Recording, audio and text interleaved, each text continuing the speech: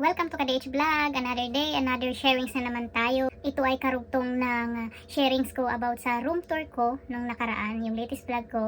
And medyo naputol yung sharings ko doon kasi nga masyado nang mahaba yung aking video. And this is the second part at dito pag-usapan natin kung ano yung naging experience ko sa pagkakaroon ng may sariling kwarto at sa pagkakaroon din ng walang sariling kwarto. Pag dito kayo sa abroad magtrabaho, talagang parang weather lang din. Swerte-swertehan talaga na makahanap kayo ng magandang amo, di ba? Na maganda yung trato sa inyo. Sa mga hindi po nakakaalam, nagkaroon po ako ng dalawang amo dito sa Hong Kong for almost 8 years na pagtatrabaho ko dito sa Hong Kong. So, ayan po, doon sa first employer ko guys, wala pa akong sariling kwarto doon dahil nga ako yung pangatlo nilang katulong. So, ako yung walang kwarto kasi syempre ako sila yung mas nauna sa akin. So, sila yung nagpamay-ari doon sa kwarto which is double deck lang kasi yung kwarto doon. So, sakto lang sa kanilang dalawa. And then, ako pangatlong katulong. So, ako yung walang sariling kwarto kaya kung saan-saan ako natulog. Minsan nakikitulog ako doon sa 8 and 9 years old naming, sa kwarto ng 8 and 9 years old naming alaga na dalawang babae. So double deck din yung tulugan nila. And then ako pag natutulog ako sa kwarto nila ay dyan lang ako sa lapag lang ako natutulog. So ang ginagawa ko, yung foam ko, yung blanket ko, dinadala ko doon para maglatag and then doon ako matutulog. So, wala naman ako masyadong naging problema kasi okay naman sila matulog, hindi naman sila malikot, hindi naman sila magulo, basta okay, pag oras ng tulog is yun, matutulog talaga silang dalawa. Tapos, ang naging problema lang pala guys, nung kapag nakikishare ako sa mga kwarto ng mga alaga namin dati is, syempre kapag gabi, di ba, hindi pa ako masyadong inaantok, ganon, dun sa loob ng kumot ko, dun ako nag-cellphone, dun ako, habang ako ay nagpapaantok, kaya nag-cellphone muna ako hanggang sa antokin ako. So, sa mga viewers po natin, kung sakali man na, di ba, pag kayo din ay makishare room sa mga alaga ninyo. So medyo problema ito kasi 'di ba hindi niyo masyadong matatawagan yung family niyo kasi syempre maingay. So siguro pwede video call tapos hindi ka nga lang magsasalita video call pero yung kung may gusto kang sabihin, ta-type mo na lang sa message ganun. Hindi ka pwedeng magsalita kasi syempre katabi mo yung mga alaga mo. Yun ang yan yung isang pwede ninyong gawin if in case man na makatabi ninyo sa kwarto yung mga alaga ninyo. Pangalawa na natutulugan ko pag hindi ako natutulog dun. Kasi minsan dun sa kwarto ng mga alaga namin guys, minsan dun natutulog yung tatay nila, nakikitulog yung tatay nila sa kwarto nila. So ako, siyempre hindi ako pwedeng matulog dun kasi nandun yung amo kong lalaki. So ang ginagawa ko naman, nakikitulog ako doon sa kwarto ng mga kasama ko. Kaso ang problema dun sa kwarto ng mga kasama ko, maliit ang space doon. So ang ginagawa ko talagang sinisiksik ko yung sarili ko dun sa kwarto nila guys.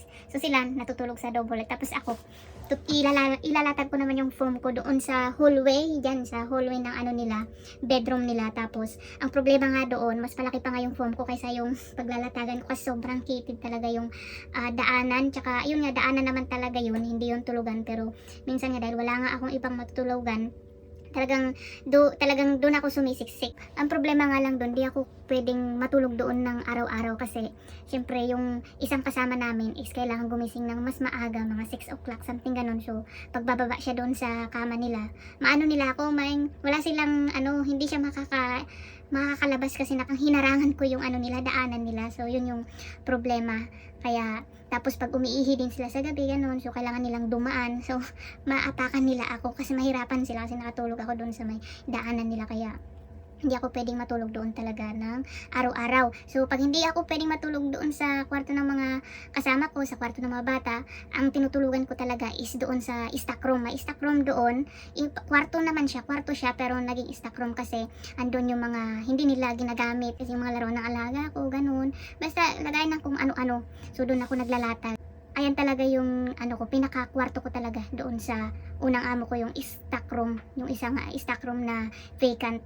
Pero nung medyo tumagal-tagal na guys, naman, yung stock room na yun parang nag-start na nilang nirelocate kasi ngayon yung magiging kwarto ng alaga ko pag laki niya, kaya medyo naayos-ayos naman yung kwarto. So at least papano, naging maayos naman yung kwarto na yun na tinulugan ko. Wala nga lang kama, talagang doon ako sa sahig muna maglatag-latag. Pero at least naging okay naman yung stock room. Pero doon sa stock room na yan guys, meron akong hindi makakalimutan na experience na talagang nagpaiyak din sa akin kasi hindi ko alam na mangyari yun sa akin, as in super duper. So doon sa stock room na yan guys, minsan kasi yung stock room na yan ay dyan nila kinukulong yung aso. May gabi na hindi ko alam kung bakit nangyari. Hindi ko na maalala yung eksaktong dahilan kung bakit natulog ako that time. Tapos that time din na natulog ako doon sa stock room ay kailangan din nilang ipasok yung dalawang asong maliliit doon. So ang nangyari guys, natulog ako doon kasama nung dalawang aso. Alam nyo guys, siyempre bilang first timer, tapos wala akong ibang karanasan sa ibang bansa, and then nung nalaman ko na yun nga doon ako matutulog, tapos magiging kasama ko yung dalawang aso na matulog, talagang ang dating nun sa akin guys, iba yung naging dating sa akin nun. Parang nagulat ako, and then ko maipaliwanag yung naramdaman ko, pero talagang parang ang bigat na naman ng damdamin ko, tapos parang gusto ko nang naiyak pa ako dati, tapos talagang naano ako na self pity ata yung siyempre naramdaman ko siguro yung self pity sa sarili ko na bakit ako humantong sa ganun, tapos yun nga, tapos dumagdag pa tong mga kasama ko na yung reaction nila, sabi nila, ha? Bakit naman ano yun Mary? Matutulog ka kasama nung dalawang aso? Paano yan pag sila, umihi, ganun yung naging reaction ng mga kasama ko. So parang dumagdag pa yun sa bigat ng pakiramdam ko na, oo nga no, something ganun. Syempre no choice ako, wala naman akong ibang matutulugan, kaya doon talaga ako naglatag ng higaan ko, and then ang ginawa ko na lang talaga is nagkumot ako. Nung tulog ako, nakakumot lang ako, kasi ang iniisip ko, baka kasi pag umihinga yung aso, or alam nyo, pag nagpupo, syempre yung amoy din, diba? So, yun na lang ginawa ko. Pero alam nyo guys, nung nakakumot na akong ganun, so every night kasi nagdadasal ako every night. Tapos, nung nandun na ako sa kwarto na yun, kasama yung dalawang aso, talagang, naalala ko nun, umiyak ako nun, kasi sobrang nasaktan, basta masakit sa damdamin guys. Parang iba kasi yung dating nun sa akin. Syempre, first time ko rin naranasan yun na experience, so parang, talagang, iba yung impact nun sa akin, kaya umiyak ako that time na awang-awa ko sa sarili ko. Natulog ako kasama yung dalawang aso. Yun yung isa yan sa hindi ko makakalimutan talaga na naging experience ko sa pagkakaroon ng walang sariling kwarto. Isang gabi ko lang naman yan na experience.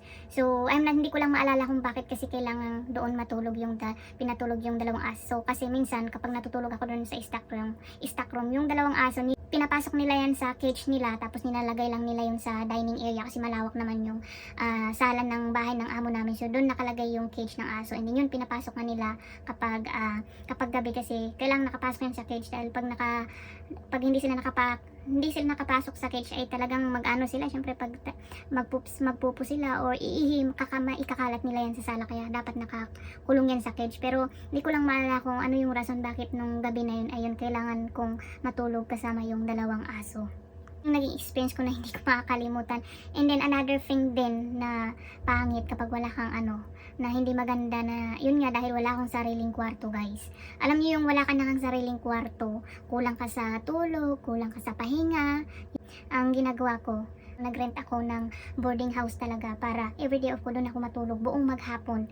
Yun ang ginawa ko ng 2 years, sa 2 years ko dito sa Hong Kong, doon sa first employer ko. 2 years ang buhay ko, kapag everyday off ko ay pumupunta lang ako ng boarding house para matulog buong maghapon. Tapos kinagabihan, kasi nga kinagabihan, pagpatak ng 7 o'clock ng gabi ay back to work na naman ako. Yan, kasi may curfew kami hanggang 7. So afternoon is back to work hanggang madaling araw na naman. Kaya everyday off kailangan talaga naming matulog.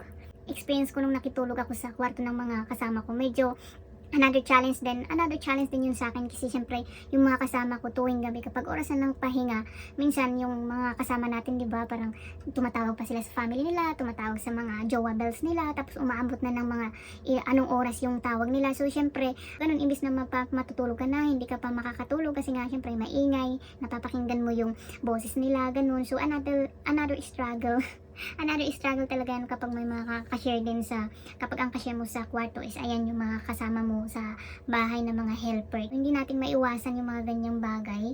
So kailangan lang talaga nating makiramdam din kahit papaano, lalo na pag may kasama tayo, kasi syempre alam naman natin na pagod ang bawat isa. So pag gabi, alam naman natin na mabigat yung trabaho, yung napagod tayo buong maghapon. So ano na lang din yan, di ba? Parang pakiramdaman din yan kapag may mga kasama, ganun. So ang hirap talaga, ang hirap, pero ayun, sa awa ng Diyos nakayanan naman. And ayan, dito naman sa pangalawang amo ko guys, dito ko naranasan yung pagkakaroon ng may sariling kwarto. Sa 5 years ko dito sa pangalawang amo ko, talagang solo ko tong kwarto, wala akong cashier. Dito ko naramdaman yung freedom, yung may privacy ka, ganun. Kasi sarili mong kwarto, hindi nila ako pinapakialaman. Tapos pag oras ng pahinga ay oras ng pahinga. And then dun sa 5 years ko rin dito sa pangalawang amo ko, hindi ko kasi katabi yung alaga ko that time. Ang katabi ng alaga ko is yung mga magulang niya, kaya naging peaceful din yung pahinga ko noon. Talagang nakapagpahinga ako ng mabuti. So wala akong naging problema this past 5 years dito sa kwarto ko, kasi talagang okay naman. Pag day off is day off, talagang nakakapag-rest ako. And then kapag day off ko din, hindi ko kailangan mag-rent ng boarding house para makapagpahinga, kasi okay naman yung pahinga ko dito, kaya hindi na ako nagbo-boarding house. Tapos pag day off ko, pwede naman ako mag-stay dito sa kwarto ko, kasi yung mga amo ko sila yung umaalis every Sunday. Ako pwede ako mag-stay dito sa kwarto ko, kasi ako yung nag-stay dito sa bahay, dito sa kwarto ko, ganun. So, nasulo ko talaga tong bahay kapag day off ko din. Kaya, hindi ko na kailangang lumabas para, ayun, mag-stay dun sa labas, magpahangin, dun magpahinga, kasi pwede naman ako magpahinga dito sa kwarto ko. At saka, hindi naman ako pinapakialaman ng mga amo ko. Unlike doon sa iba nating kababayan na kahit, lalo na yung mga kababayan pala nating nakikishare room sa mga alaga nila, wala silang sariling kwarto, ganun. Or pwede rin na kahit may sarili kang kwarto, hindi mo rin ma-enjoy kasi nga yung mga gamit ng mga alaga mo nandun sa kwarto mo. So labas-pasok din yung mga amo mo, mga alaga mo sa pagkuha ng gamit kapag day off mo doon sa kwarto mo. Kaya wala pa rin yung privacy. Kaya yung iba nating mga kababayan, kung mapapansin nyo, doon talaga sila sa labas nag-i-stay, umulan, umaraw, winter man yan, doon sila sa labas nag-i-stay. Bumibili sila ng tent para doon sa tent na yon, o kaya ay mat, naglalatag sila ng mat para doon sila magpahinga, doon sila matulog. Ayan, doon sila natutulog kasi nga pag hindi sila pwedeng mag-stay doon sa kwarto nila sa loob ng bahay ng amo nila, kasi hindi nga pwede, kasi nga yun nga, wala nga silang privacy. Tsaka hindi naman talaga sila makapagpahinga kung ganun yung mangyayari. So buti na lang sa akin guys, kapag day off ko, pag dito ako magpahinga dito sa kwarto ko, yung mga amo ko hindi yan sila labas-pasok dito sa kwarto. Talagang nakasara lang yung pintuan ko, hindi yan nakabukas. Basta pag day off ko, sarado yung pintuan, and hindi ako iniistorbo ng aking alaga. At naturuan naman yung alaga ko, yung mga amo ko, tinuruan nila yung alaga ko na pag day off ko, yun, hindi ako pwedeng istorbohin, ganun. Kaya okay talaga yung sitwasyon ko dito sa pangalawang amo ko, sa pagkakaroon ko ng sariling kwarto. Hanggang sa umabot ngayong taon na to, ngayong 2026. Syempre dahil malaki na nga yung aking alaga, kailangan, parang gusto na nilang ihiwalay siya sa pagtulog. So kaya bumili yan sila ng double deck. Ayan, ito na nga yung double deck, yung bed namin. Ito yung kwarto namin ng alaga ko. So this year, nag-try out yung mga amo ko na, yun nga, ihiwalay yung anak nila. So nung una, okay naman yung alaga ko na gusto niyang matulog dito. Ang problema nga lang guys, nung dito na matulog yung alaga ko, nahirapan ako sa pagtulog kasi malikot siyang matulog. Pag nagro-roll siya, ganun, o pag umiikot siya dito sa bed niya, minsan nasisipan niya nga to, ayan o. Pag nasisipan niya to, maingay. Ako naman yung tao na, tipon ng tao na, kunting ingay lang, basta may kunting ingay lang ako marinig, nagigising na ako, agad madali na ako magising. Tapos ang problema pa dyan, kapag once na nagising ako, ang hirap nang ibalik yung antok ko. Nahirapan akong matulog ulit, so umaabot pa ng ilang oras bago ko makuha yung antok ko. Kaya ang nangyari guys, nung nandito natutulog ang alaga ko, grabe talaga yung ko, lagi akong may eye bags, malaki yung ganito ko kasi hindi talaga ako nakakatulog ng maayos. Tapos another problem, nung natulog dito yung alaga ko, every madaling araw, like alauna, alas 2, alas 3, ganyan, pag mga ganyang oras, gumigising yung alaga ko. Tapos tinatawag niya ako, tinatanong niya kung anong oras. Madilim pa, sabi niya. Pag hindi ako sumagot talagang nani, tatawagin niya yung pangalan. Tatawagin niya, nani. Sabi niya gano'n sa akin, what is it? Sabi ko naman gano'n. What time is it? Tinatanong niya lagi yung oras. Sabihin ko, alas 2, alauna, alas 3. Tapos, mga ilang minuto. Siguro natakot siyang, ayun nga, dahil nagising siya, so natakot siya dahil madilim. Lumilipat siya doon sa kabila sa mga sa kabila doon sa kwarto ng mga magulang niya. Tuwing natutulog siya dito, every madaling araw, lumilipat siya doon sa kabilang kwarto. Tapos, ayun nga, doon sa pag-ikot niya, doon sa likod niya ng pagtulog, kapag araw-araw naman siya natutulog sa kwarto ko, medyo parang na-adapt niya na siguro yung environment, so hindi naman na siya masyadong na malikot matulog. Kaso ang problema kasi, ang pagtulog niya dito sa kwarto namin, Monday to Friday, dito siya matutulog. Tapos kapag Saturday, tsaka gabi ng Sunday, doon siya sa magulang niya matutulog. So ang nangyari, pag bumalik na naman siya dito para matulog, back to ano na naman siya, likot-likot. Kaya wala talagang masyadong tulog noon. Doon na nagka problema yung pagtulog ko. Kasi another challenge na naman yung nangyari sa akin. Ilang weeks lang siya natulog dito, tapos nung mga ilang weeks lang, ayaw niya nang matulog dito sa kwarto namin. So doon na siya sa kabila natutulog. Kaya ang nangyari, yung nanay tsaka yung anak magkatabi, tapos yung amo kong lalaki, dyan na yan siya sa dining natutulog. So pag doon natutulog yung alaga ko, yung amo kong lalaki sa dining siya natutulog, doon siya doon siya naglalatag ng foam niya. So, ayan. So, wala na akong problema. E di nung doon na natutulog yung alaga ko, dito na naman another challenge na naman sa akin. Kasi, nagtry yung amo kong lalaki na natulog dito sa kwarto ko. Nung una na natulog siya dito, wala akong ibang inisip na masama. Basta okay naman sa akin, wala nang problema sa akin kasi kilala ko naman yung amo kong lalaki. Mabait naman siya, wala akong problema doon. Pero, nung natulog siya dito, hindi naman ako nakatulog, guys. Kasi grabe pala yung hilik ng amo kong lalaki. Grabe. Ang lakas. As in, sobrang lakas yung hilik niya. Tapos tuloy-tuloy yung hilik niya. Kaya double challenge yung naranasan ko nung dito natulog yung amo kong, kapag dito natulog yung amo kong lalaki. Kasi sobrang grabe yung hilik niya. Daman ko yan kung dito siya matutulog kasi ang ginagawa ng mga amo ko. So, syempre 9 o'clock yung pahinga ko. So, ako muna yung unang magpapahinga. Ganun. So, natutulog kasi ako mga 10 or lampas 10 na kasi syempre nagpo-phone pa. So, mga 10 something pag ready ng matulog yung mag-asawa, binubuksan ni amo kong lalaki tong kwarto ko. Nilalagay niya na dito yung pag nagbukas itong kwarto ko, pag yung amo kong lalaki binuksan yung pinto ko at naglagay ng gamit, it means dito siya matutulog. So pag naramdaman ko yung ganun, talagang sabi ko, ayan na, matutulog na naman yung amo kong lalaki, hindi naman ako makakatulog dito. Hindi ako makatulog ng maayos. Alam nyo, ito sa dahilan na parang gusto ko na rin hindi mag-renew dito, na parang hindi ko kakayanin kasi problema ko nga. Yun nga, yung pagtulog. Kasi wala na akong masyadong tulog kasi nga, yung hilik ng amo kong lalaki, yun yung problema ko. Hindi naman araw-araw natutulog dito yung amo kong lalaki. Kunwari nga yung araw ay natulog siya, mga after ng mga 2 days, 3 days, ganun, dito na naman siya matutulog. Ganun yung style ng amo kong lalaki. And then, may time na day off ko, na hindi ko makakalimutan. Day off ko, Sunday. Ayun, Sunday, day off ko. So, syempre, ko yun, day off. So, akala ko makapagpahinga ako ng mabuti. Kasi Sunday yan, day off ko. And then, hindi naman natutulog yung amo kong lalaki dito sa kwarto ko ng Sunday. Nagulat ako nung Sunday. Kasi, mayroon silang pinuntahan doon. Nag-China sila. So, late silang umuwi. So, ako nagpapahinga na ako. Nakaidlip pa nga ako. Tapos, nung dumating sila, medyo nagising ako. Siyempre, maingay sila. Tapos, nung matutulog na yung amo kong lalaki, dito siya natulog. Sunday yun, ha. Dito siya natulog. Tapos, nagising ako ng mga alas 12 ng gabi kasi narinig ko yung hilik ng amo kong lalaki. Grabe, sobrang lakas yung hilik niya. Tapos, that time guys, hindi ko makakalimutan, yung hilik niya kakaiba, nakakatakot. Alam niyo yung hilik na, yung hilik na palakas ng palakas, tapos yung lakas ay minsan, yung palakas ng palakas, tapos yung hilik na nakakatakot na, as in nakakatakot na grabe, tapos sobrang lakas ng ng hilik niya. Stop, as in tuloy-tuloy, kaya yung gabi na yan, hindi ko makakalimutan.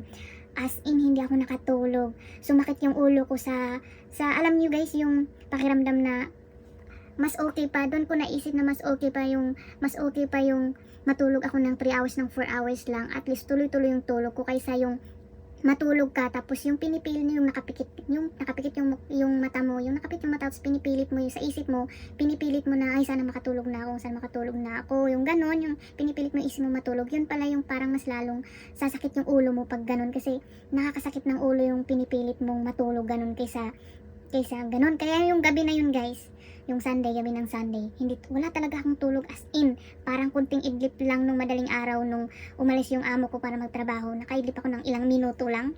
Tapos after siyempre yung alarm ko, nagising ako dun sa alarm ko. Grabe, ang bigat ng ulo ko. As in, sobrang bigat, tapos parang pumikit lang ako, and then yun, parang nagpahinga lang ganun, hindi ako natulog ng kalahating gabi. Kaya dun sa araw na yun guys, buong araw ay talagang grabe yung pakiramdam ko, na migraine ako, mabigat yung ulo ko, tapos yung mga hapon na pag gumagalaw ako guys, nararamdaman ko yung utak ko na parang may tumutusok na, kunting galaw ko lang na ganun, parang yung utak ko naalog na ng nararamdaman ko na yung utak ko naalog, something ganun yung naramdaman ko, as in migraine na. Kaya nung kinagabihan guys, nagpaalam ako sa alaga ko, sabi ko, kailangan ko atang matulog ng maaga, hindi ko na kaya yung sakit ng ulo ko. Sabi ko ganoon sa alaga ko. Ito namang alaga ko, dali-dali naman siya nagsabi sa nanay niya, tatay niya na, ay si Cheche daw, kailangan niyang magpahinga, matulog ng maaga kasi masakit yung ulo niya, ganun siya.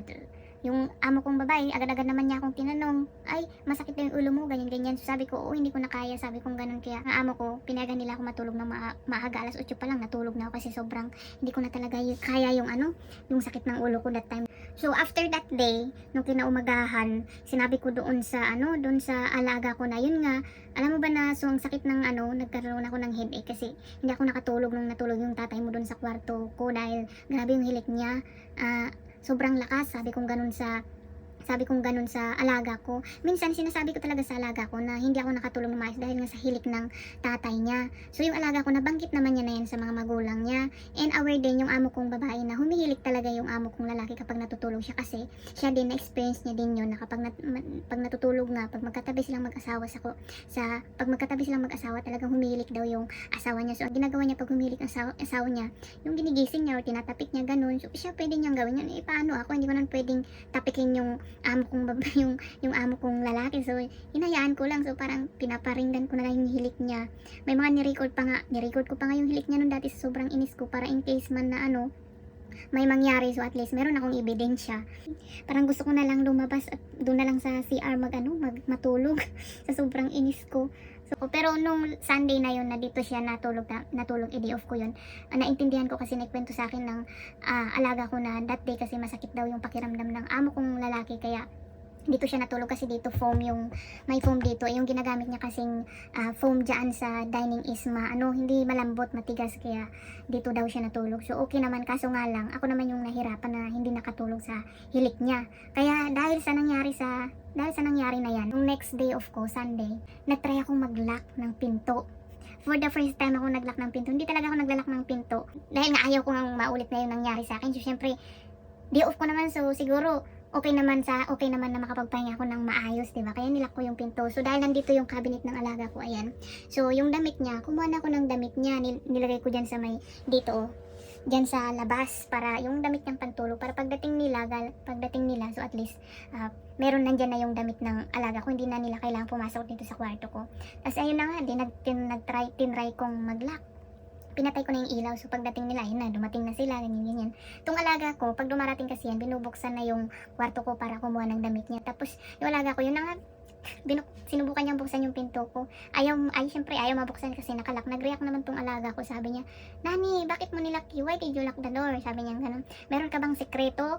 Meron ka bang tinatago? Sabi niya ganun sa akin. Tapos sumbong na siya agad sa mga magulang niya na, oh, daddy, mami, si Nani, nilak niya yung pinto niya, sabi niya ganun. Tapos tong amo kong babae naman, agad-agad naman nag-send ng message sa akin, sabi niya, tinanong niya ako kung okay daw ba ako, kung may problema ako, ganun. Hindi ko ni-replyan, binasa ko pero hindi ko ni-replyan. Tapos, tong alaga ko naman, nagkumatok ulit, tapos sabi niya, buksan ko daw yung pinto. Inulit na naman kung may sekreto daw, ganyan. So, syempre, katok yung alaga ko. So, no choice ako, bumangon ako, tapos kunwari, bagong gising. So, binuksan ko na lang, tapos nung pagkabukas ko, bumalik ulit ako sa kwarto ko, tapos sabi ng alaga ko, sabi niya, why did you lock the door? Sabi sa akin, sabi ko, nothing, I just want to lock it. Sabi ko ganun sa alaga ko, tapos yun, natulog na lang ulit ako. Guys, dahil sa paglalak ko ng pinto, mula nung araw na yon, hindi na natulog yung amo kong lalaki dito sa kwarto ko, as in hindi na talaga natulog hanggang ngayon. Hindi na natutulog yung amo kong lalaki dito sa kwarto ko. Ang natutulog na lang minsan dito, minsan kapag hindi okay yung pakiramdam ng amo kong lalaki, may iniin na siyang sakit, hindi na siya natutulog dito. Ang ginagawan niya, sa kwarto nila natutulog. So yung alaga ko tsaka yung tatay, yun yung magkatabi, tapos yung amo kong babae, siya na yung natutulog dito. So hindi na talaga natulog dito yung amo kong lalaki. Alam nyo ba yung napansin kong hindi na natutulog dito yung amo kong lalaki? Medyo din ako, na-guilty din ako sa ginawa ko kasi siguro na syempre, din naman siguro, na feel siguro nila na parang ayaw kong natutulog dito yung amo kong lalaki. Kasi nga sa paglalak ko dati. And then yun nga, alam naman nila na yun nga yung hilik na ng amo kong lalaki. Okay naman siyang matulog dito kasi ang problema yung hilik niya. Kaya yun, medyo na-guilty ako doon. Pero ngayon, solo ko na ulit tong kwarto ko. Ako lang mag-isa dito sa kwarto ko. Yung naging challenge na ngayong taon sa akin. Ngayon na double deck na yung aking kwarto. Tapos so depende talaga sa sitwasyon sa loob ng bahay. Kahit sabihin mong may sarili kang kwarto, hindi mo rin masasabi. Alam mo nung nangyari sa akin yung ganito, naisip ko din na mas okay pa yung mas na-appreciate ko na mas okay pa yung magkaroon ka ng kwarto na maliit lang, masikip, na storage lang, at least masasabi mo talaga na kwarto mo yun, may privacy ka, tsaka yun nga, walang ibang naka-istorbo sa'yo. Hindi naman natin bahay to, bahay nila yan. So, ganyan talaga. Kailangan magtiis. Ayan, kailangan mag-ipon para in case na magkaroon tayo ng problema, ganon. So, at least, ready to go na tayo. Nung nakarang araw, nag-start na yung amo kong lalaki na parang nagpa-check siya sa doktor regarding sa paghilik niya kasi nung nakaraan na pumunta sila pala ng Japan, syempre nag-book sila ng hotel tapos magkakasama sila sa isang kwarto. And then syempre yung hilik niya ng amo kong lalaki, so baka nainis yung amo kong babae sa amo kong lalaki. So nag-decide na silang ipa-treatment siguro yung paghilik ng amo kong lalaki. Kaya nung nakarang araw, ayun, may doktor na pumunta dito. Tapos minasahe ata yung amo kong lalaki. Tapos may mga binigay sa kanyang gamot, mga aparatos na ganyan. Mga aparatos para yun nga mawala yung paghilik niya. And then yun, yung amo kong lalaki nag-undergo na siya ng treatment para mawala yung paghilik niya. And tingnan natin kung anong mangyayari pag nawala na yung hilik niya, kung dito na naman siya matutulog o hindi. Sa akin wala nang problema yun, basta hindi siya maingay, hindi siya humihilik, kasi alam ko naman mabait yung amo kong lalaki. Pero sa totoo lang guys, hindi pwede yung ganun, hindi pwedeng matulog yung opposite sex sa isang room, lalo na pag yung age ay 12, basta pag 12 pataas na, lalo na pag lalaki, lalo na yung mga alaga ninyo pag malalaki na, diba, 12 above na yung edad, kailangang maihiwalay na talaga sila sa kwarto.